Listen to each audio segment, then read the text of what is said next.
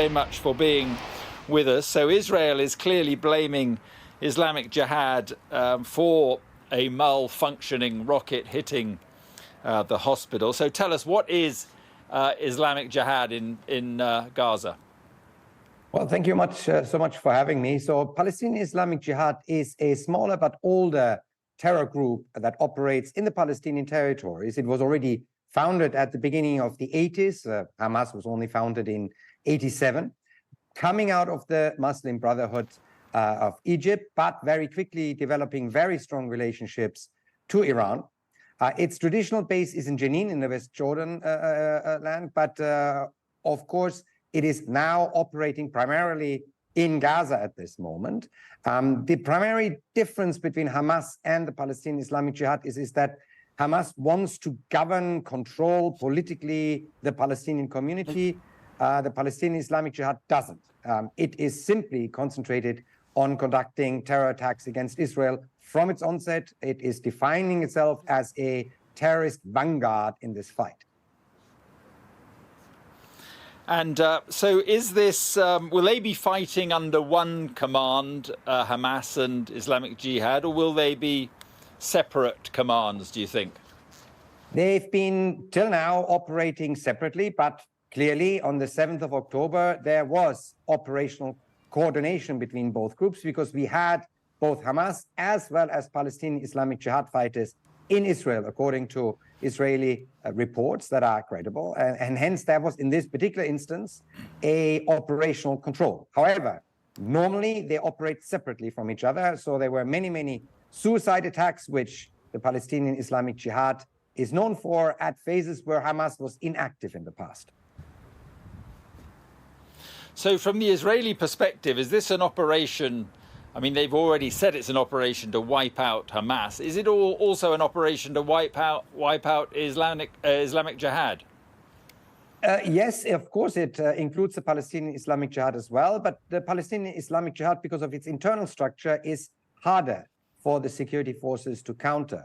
While you have a very hierarchical organization with Hamas, with command and control going up and down and horizontally, with the Palestinian Islamic Jihad, its structure is a cell structure where individual cells are connected to the leadership of the group, but very little horizontal connection. Most of the cells actually do not know of the existence of other cells. So if you capture Palestinian Islamic Jihad fighters, they can tell you about their cell in which they are involved.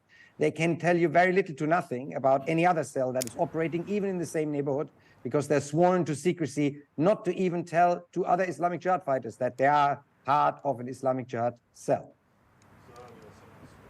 Right, and this idea of wiping out these organizations, is it possible? Is it realistic? Look, I mean, you have, as always with terrorist organizations, two issues here. You have the terrorist capabilities, the political influence, and then on the other hand, you have the ideology. So it is absolutely militarily possible, and the fight against the Islamic State in Iraq and Syria has demonstrated this, to significantly degrade terrorist capabilities and terrorist provisions. That is definitely possible for the Israeli army. It will very likely require a fairly prolonged boots on the ground offensive, incursion, whatever you want to term it, in Gaza. It is much harder to eradicate or weaken the ideological ideas. Both organizations argue for the full destruction of Israel. They have some social support and political support within the Palestinian population within Gaza, and to getting rid of that idea is a political, educational question, not a military one. Yeah, and just finally, only 30 seconds left, but were you saying that Islamic Jihad have some of the hostages themselves? They have some hostages? This is what Israel is saying. It is credible because their fighters were on the ground in Israel, and there is no reason to believe that Hamas was taking large numbers of hostages and the Palestinian Islamic Jihad fighters wouldn't. Hence, there will be hostages also in their hands, and they will use them as Hamas does, A, as human shields, and B, maybe to a later point as a bargaining chip.